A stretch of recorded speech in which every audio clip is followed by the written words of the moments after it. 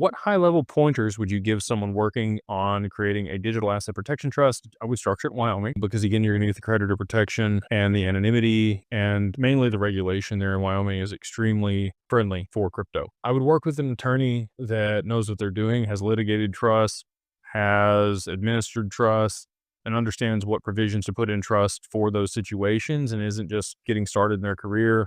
They've got a lot of tenure and understanding of what's going on. I would look at adding different clauses to your asset protection trust to make sure that it meets the criteria and how you want to manage your estate over the long term. If it's over 100 pages, it's probably too extensive and too rigid. If it's less than 30 pages, it's probably not as robust as you need. So somewhere in between those two amounts is probably going to be the sweet spot for you to capture everything that you want inside that and also give you the ability to be malleable because you want things to be flexible with it. You're going to want to pick a good distribution trustee, somebody that you trust enough to help you out. Obviously, they do have to do things to make sure that they're abiding by what they're supposed to do and not just give you your assets out of your trust anytime, especially if it is to pay off creditors. That's their job, to protect you in that situation. And work with a really good attorney. I would try to make sure that you're finding the best attorneys to work with that understand digital assets and are going to set it up the right way. And, a lot of what I just mentioned there.